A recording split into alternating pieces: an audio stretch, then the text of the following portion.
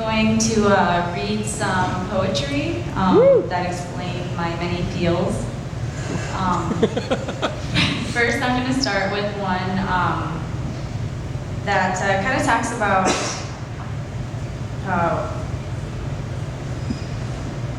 how personal it is to be a writer.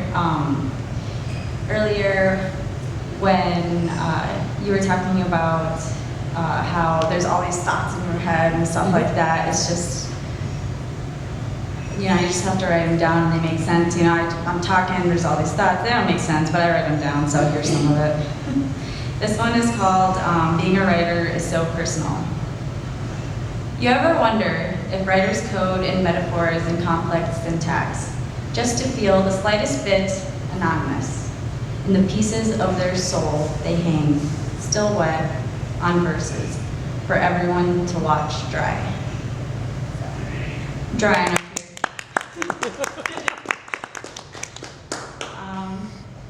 All right. So here's another one about those thoughts again. This one's called Airy Thoughts. My thoughts are like the wind, at times violently whipping hair around, blowing coats and shrieking through the trees. Other moments, a gentle, warm breeze, at ease, calmly floating through the atmosphere. But mostly, like the light wind on the first spring day, dancing around softly, exploring one area, then jumping to the next. Thank you. All right, let's see, next I'm gonna share one about a jet ski. So I guess I'll start with a little introduction to this one. So have you guys ever done like Tinder or whatever, like internet dating? It's weird. Yes. And so, I don't know, I always think, whatever happens, I always like learn something out of, learn something from it. And, I got free dinner and a nice poem out of it. So I'm gonna go ahead and share that with you guys. It's called Jet Ski.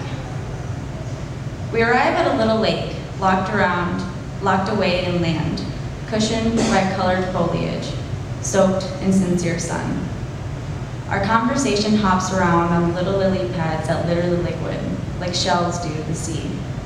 Because the wise whispers from the winds tell us to taste each other cautiously, like gargling salt water. You turn on the jet ski like an interruption, and we roll out, roaring, rippling, motor summoning speed like a seance, twisting, turning sharply, streaming wildly, whistling wind blows through me as if I was transparent. I am light as air, lifted by helium giggles, algae tickling our toes, a stark contrast to the sky, still like meditation. Mirrored in your eyes like lucid watercolor, my arms wrap around you. I feel like I am a rock skipping across the water, and I wonder if I could ever trust you like a life jacket. I'd like to swim in you, tucked away in your arms like a little lake contained in green curtains. You are making waves, eroding me until I am soft like sand on shores.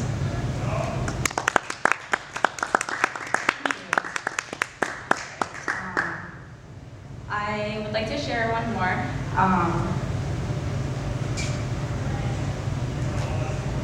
I wrote this one recently, and I don't know how to introduce this, I'm just going to read it. All right.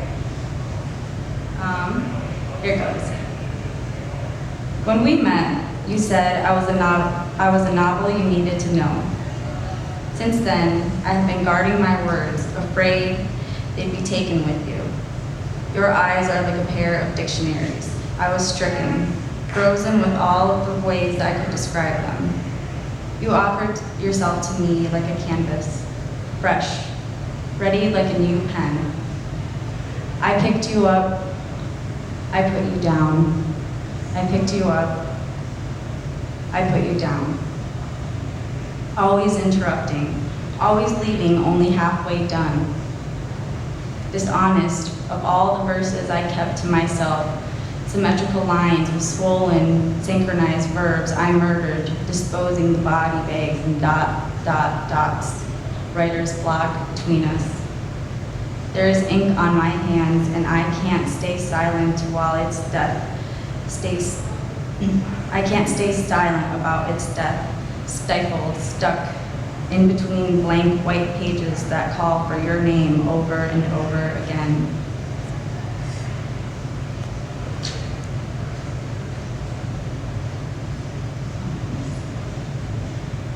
So is it too late for a prose, a poem? I have so much more. I cannot unwrite you, as I cannot stop what must go on.